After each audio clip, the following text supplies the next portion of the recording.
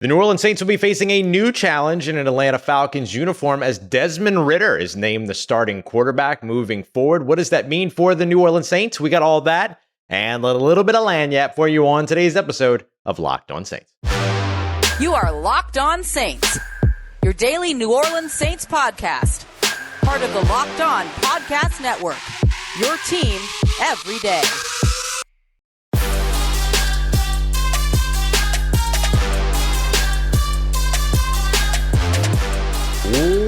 What is good, Who Dat Nation and Who Dat family? Welcome into another episode of Locked On Saints, your daily podcast covering your favorite team, the New Orleans Saints, part of Locked On Podcast Network, your team every day. Thanks so much as always. Make Locked On Saints your first listen of the day every day. Don't forget we're free and available on all podcast apps and on YouTube as well. And I'm your host, Ross Jackson, at Ross Jackson Nola on Twitter, your New Orleans Saints expert credential member of the media, CrescentCitySports.com, USA Today Saints Wire, Tuesdays on Locked On NFL, and here with you every single Monday through Friday and then some on Locked On Saints. Today's episode of Locked On Saints is brought to you by our friends over at Prize Picks. Prize Picks is daily fantasy made easy.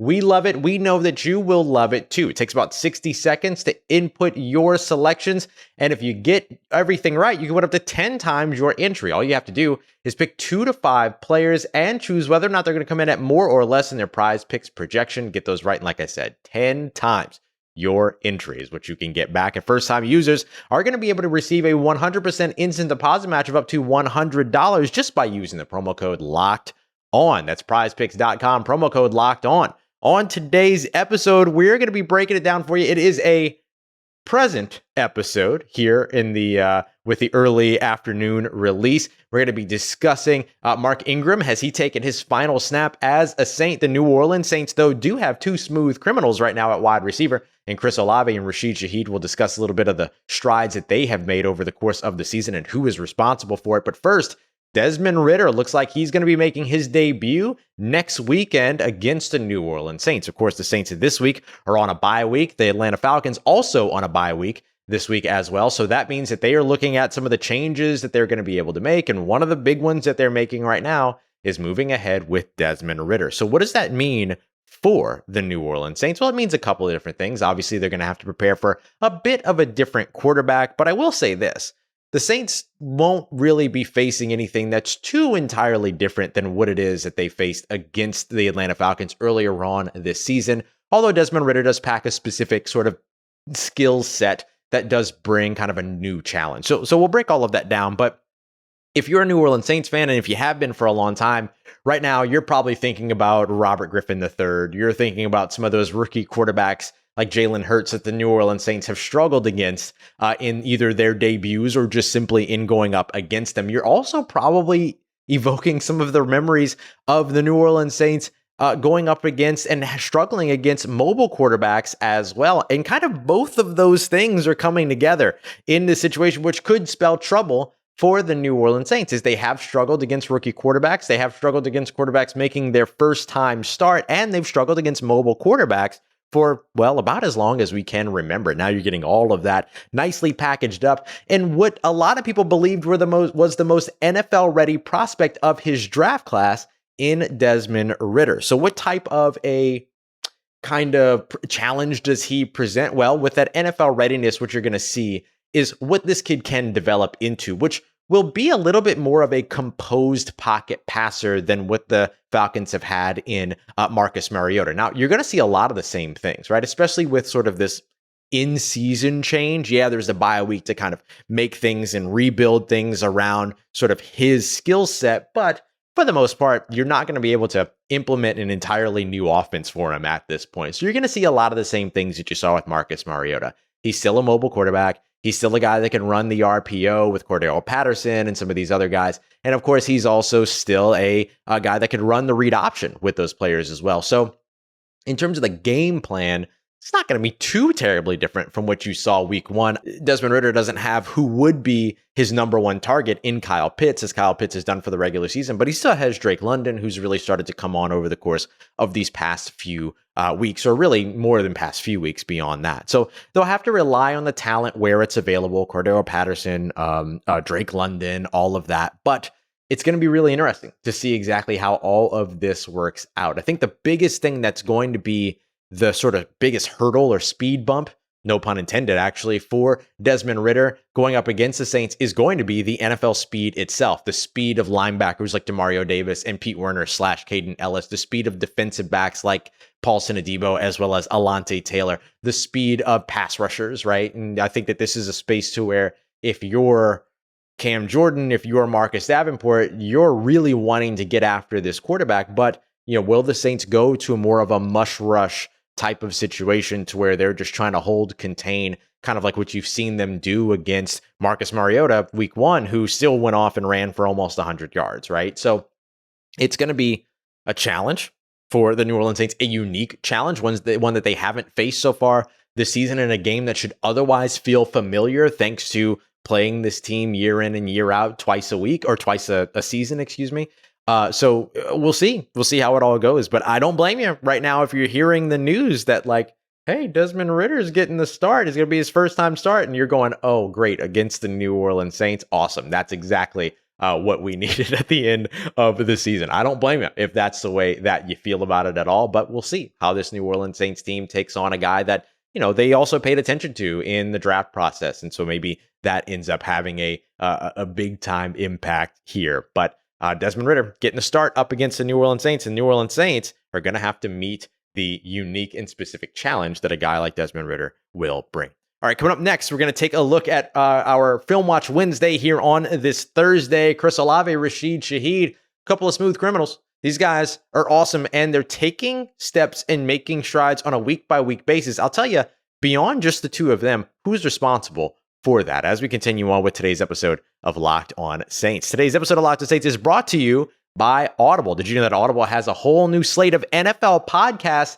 Yeah, we know you're going to love it. You can go ahead and check it out, and that's why you're going to be able to find a sneak peek of Block Forever, one of their new podcasts, available on the Locked On NFL podcast feed right now. So wherever you get your podcasts, not on YouTube, but it's over on the audio side, wherever you get it, you can go and listen to that sneak peek of Block Forever. Block Forever is a brand new podcast with former NFL All-Pro Ryan Khalil and, of course, Audible as well. Khalil takes the conversation of football to the next level. Nothing is off limits. We're talking about things like player psyche, sports betting, fantasy football, playing through pain, being a leader, and of course, how to deal with those combative teammates. That's actually an interesting listen if you've got like combative coworkers as well. It's available on Audible or wherever you get your podcasts. Head over to Locked On NFL right now for the sneak peek of Block Forever, where of course you can catch the full series wherever podcasts are found, available everywhere now. Audible, get in the game. All right, family, continuing on with today's episode of Locked On Saints. The New Orleans Saints got a pair of really good wide receivers in their rookie years that could end up having an impact for the long term, as long as they continue to develop at the rate that they're developing right now. We appreciate you as always. Make Locked On Saints your first listen of the day every day. Don't forget to also go and check out Locked On Sports today as well, so you can get all of the news around the world of sports with the insight that only the Locked On local experts can provide for you. You can find that on this app, YouTube, or wherever you get your podcast. So, Chris Olave, Rashid Shaheed, boy, they have been bright spots so far this season. Rashid Shaheed coming off of his best game of the season just this past week, 160 plus all-purpose yards, created a ton of separation on his targets, which we'll highlight here in just a moment. Of course, caught all 4 of his targets for 75 total yards. Chris Olave continues and right now is well on pace to break the New Orleans Saints rookie wide receiving record in terms of receiving yardage over the course of these last 4 games. All he has to do is average about 64 yards per game, which is right about where he was this past week. And he takes Michael Thomas's record, goes from Ohio State Buckeye to Ohio State Buckeye. One of the things that we've always known about Chris Olave is that route running was his strong suit, right? Like we knew that that's the thing that separated him. He was the best route runner in this year's class coming in, one of the better route runners in recent draft classes outside of guys like, I don't know, I'll throw like Justin Jefferson in there, for instance, and things like that. But he's gotten even better in New Orleans. And if you watch a couple of the plays that he had, even in plays where he wasn't targeted, but specifically plays, of course, where he was, he put Carlton Davis in a blender at one point. Shout out to my friend Evan Klosky from over at WTSP for kind of like highlighting that for me and showing me that play. I mean, he just put that guy in a blender. He does such a good job of manipulating leverage, forcing a defensive back to commit to the vertical stem, which means that defensive back who is looking at him face to face. Like if you're the receiver and I'm the defensive back, I'm looking at you face to face. At a certain point, when you run and you're even with me, I got to flip my hips. I got to start getting upfield to make sure that I keep my positioning with you. So once I flip my hips, you have the option then to potentially cut back, cut to the side, come back, all these other things. And he has done such a good job of forcing corners to give up that leverage, to flip their hits, to commit to the vertical stem, so that when he breaks away, that corners kind of got to, flip around and kind of rotate and all that other stuff. So somebody please find a way to like shave that little thing that I just did. The other piece of it too is that with the development that you've seen from Chris Olave, like he came into the NFL with that and then has gotten even, better and kind of gotten more precise in that he's doing it at the NFL level. It's pretty impressive. Now, I know that the drop pass that he had was one that's, it stinks, right? Like you don't want to see that kind of stuff coming from him. But don't forget that was just his his second drop in 94 targets so far this season. So it certainly could be much worse. And it's certainly not in a position for you to really be super concerned about drops or lack of concentration, stuff like that. It was just an unfortunate play, which kind of stinks.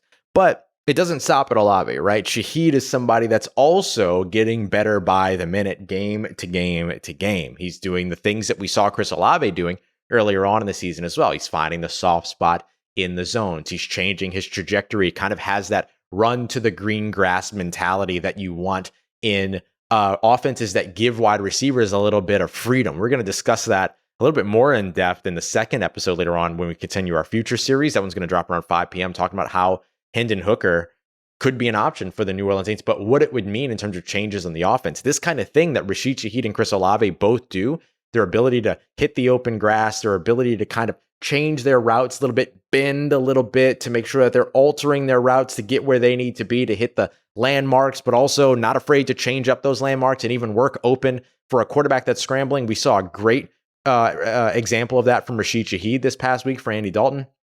Those types of things are really, really important for finding success in the NFL, and to be able to process that and do that mentally and then be able to execute that physically at the NFL speed to where you have to be able to process so quickly and also be able to break away and do these things so quickly. You see it on the tape, right? Film Watch Wednesday, right? You see it on the tape all of the time. And so you saw that quite a bit in this Week 13 matchup against the Tampa Bay Buccaneers, which is a pretty good secondary, pretty good defensive players. We're talking about Carlton Davis as a part of that, so on and so forth. So I do think that is something that has complemented Chris Olave so far throughout the season. When we get to see Chris Olave and Rashid Shaheed on the field together, we complimented him, Chris Olave, for making those things, right? For finding the soft spots in the zones, for working his way open for a scrambling quarterback. Now we're watching Rashid Shaheed do it as well, proving that he deserves to get the ball more and more and more and more. So that's really cool to see.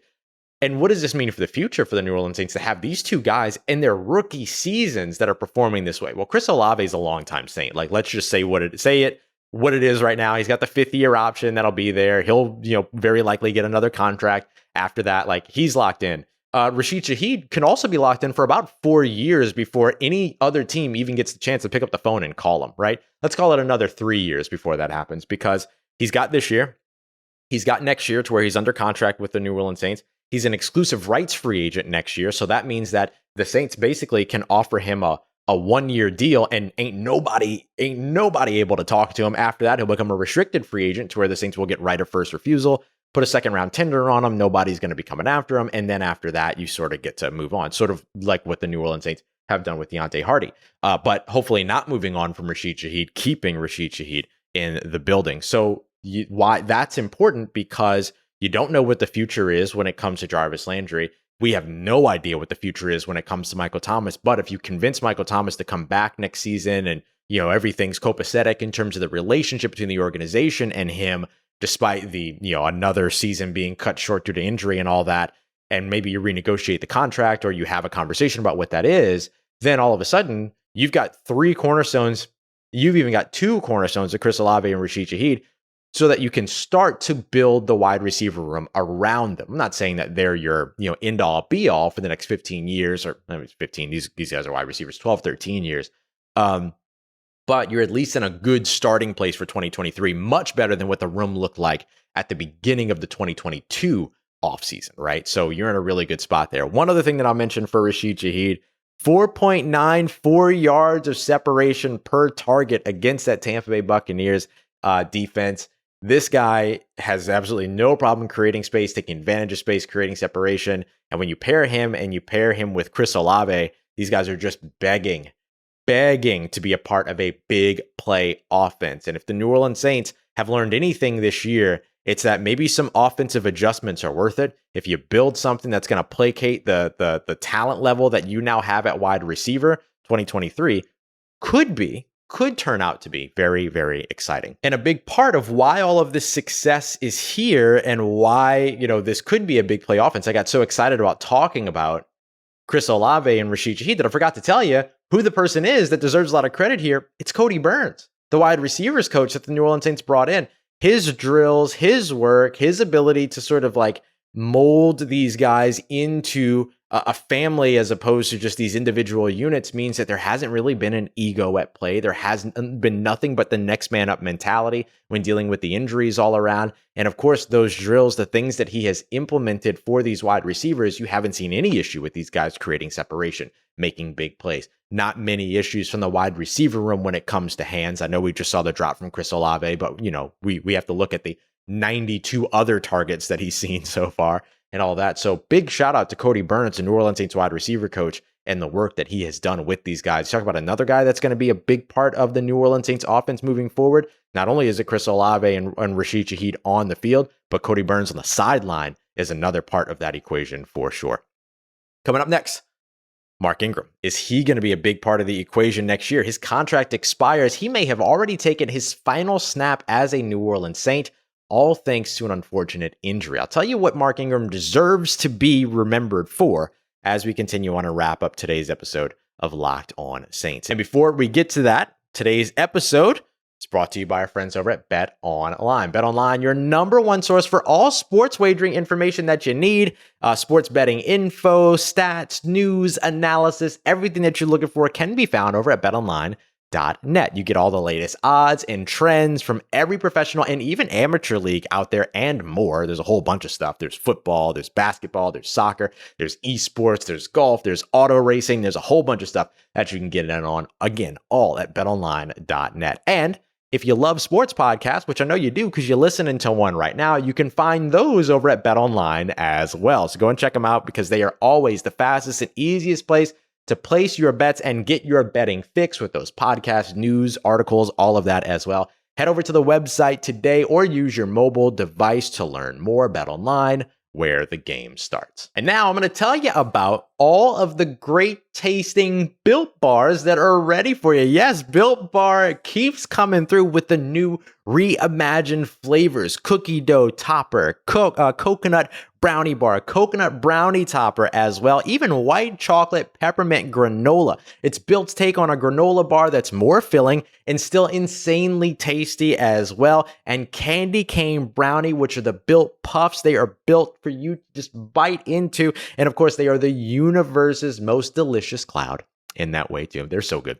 First off, for anybody that hasn't tried Built Bars before, you are literally missing out on the best tasting protein bars ever built. You can find them over at built.com. They're revolutionizing nutrition as we know it with 100% real chocolate, 17 grams of protein, but shockingly low sugar, shockingly low calories. Only 130 calories in these bad boys. You just sink your teeth into it, get the protein, get the flavor, but none of the bad stuff that you're used to getting with some of those other protein bars that are out there. Built, you gotta try this. You get 15% off of your order today by using the promo code LOCKEDON15. Use the numerals at built.com. Once again, that is built.com. Promo code LOCKEDON15 for 15% off of your order right now.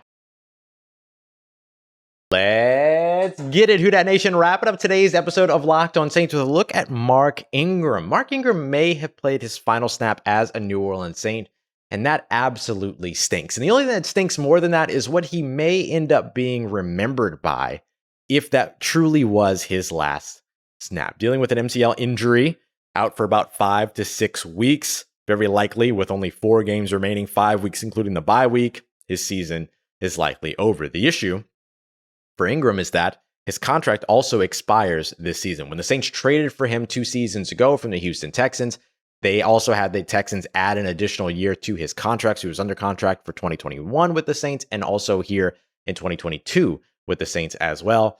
But unfortunately, he might be remembered for his final play. That happens a lot when it comes to players in the NFL. But this would stink if this were the case, because his final play was him running out of bounds 1 yard shy of the first down marker on a second and whatever.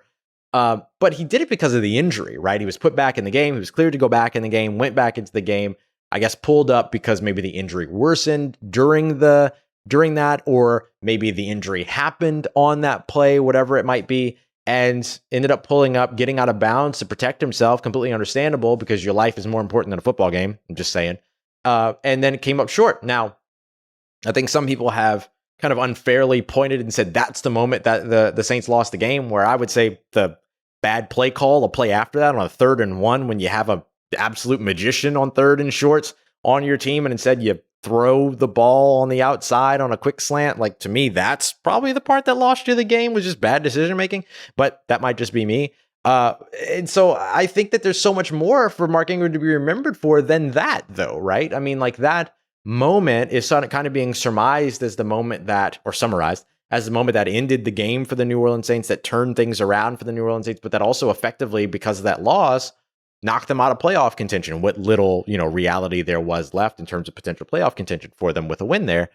But I don't think that that's fair. I don't think that's fair to him. I think he should be remembered for everything else. He was an all-time leading rusher for the New Orleans Saints, is the all-time leading rusher for the New Orleans Saints, although Alvin Kamara is coming for that, of course, but also one of the most fun players to watch, fun players to cover. Look at the details. Like, all these things are the things that we should be remembering, and boom and zoom, how fun he was. Even the trajectory of watching a guy come into the NFL as a first-round selection at running back. Things didn't fully pan out for him immediately, but then he just put his head down and grinded and became the lead back for this team for a long time. And then kind of was willing to, let Alvin Kamara come in the door. It wasn't an Aaron Rodgers, I'm not trying to mentor you type situation. Like, Alvin Kamara comes to the door in 2017, and Mark Ingram does everything that he can to open the door and help this guy become the offensive rookie of the year, become one of the most explosive players in the NFL. Like, Alvin Kamara was going to do that one way or another, but having a guy like Mark Ingram next to him and that camaraderie that the two built 2017, 2018, like, that's special. And that, I think, is what these guys should be remembered for. I think that Mark Ingram should be remembered for when he, did the Who Dat chant, like led the Who Dat chant for the first time when he was back in the city of New Orleans after the Houston Texans trade. How cool a moment was that? But I think some people, unfortunately, are going to conflate his career and kind of whittle it all the way down to this unfortunate one moment. This is a guy who is a shoo-in for New Orleans Saints Hall of Fame, could even be a potential like Ring of Honor guy down the road for all we know. But if it's the last play, if that is his last snap, if that is his last play as a New Orleans Saint, he certainly has done so much more and deserves so much more than to be defined by that decision, which again was a decision that makes a ton of sense as far as I'm concerned, although it, was a yard short, all that. But like, this is a team that should have also been able to pick up a 3rd and 1 that maybe could have gone for it on 4th and 1 as well. I don't see that really was the thing that solidified the fate of the New Orleans Saints, considering they had the ball in their hands and made a couple of bad choices after that. So for me, if that was the last snap that Mark Ingram plays as a New Orleans Saint, it's unfortunate what that snap was and the fact that it ends on injury, because you always like to see guys kind of go out on their own terms, not be forced out in that way. And that could end up being the case where he ends up being sort of forced out based upon like the injury and the couple of injuries that he sustained over the course of the past couple of years. But that certainly should not be what he's remembered by as one of the sort of core pieces to this New Orleans Saints team. If you've been a fan since, the 2006, moment. I know he wasn't drafted in 2006, but I'm just saying, if like 2006, 2009, if those are the things that really did it for you to help you become a fan, Mark Ingram as a long-standing, good-standing, portion of the New Orleans Saints organization, and that shouldn't change. That does not deserve to change whatsoever. Going to be very interesting, though, to see exactly what happens with him. Do the Saints end up bringing him back next year on like a 1-year deal or something like that, and make sure that he gets an opportunity? Does he sign, does he retire after this? Does this end up sort of pushing him out to the point where he's willing to retire, and maybe he signs like one of those one-day contracts to be with the New Orleans Saints and retire as a New Orleans Saint. I think no matter what, eventually he'll retire as a New Orleans Saint, or certainly I hope that will be the case. He should be allowed to be able to do that. But, if nothing else, you'll eventually be seeing him at games at the New Orleans Saints Hall of Fame signing autographs because he absolutely deserves to be in that conversation.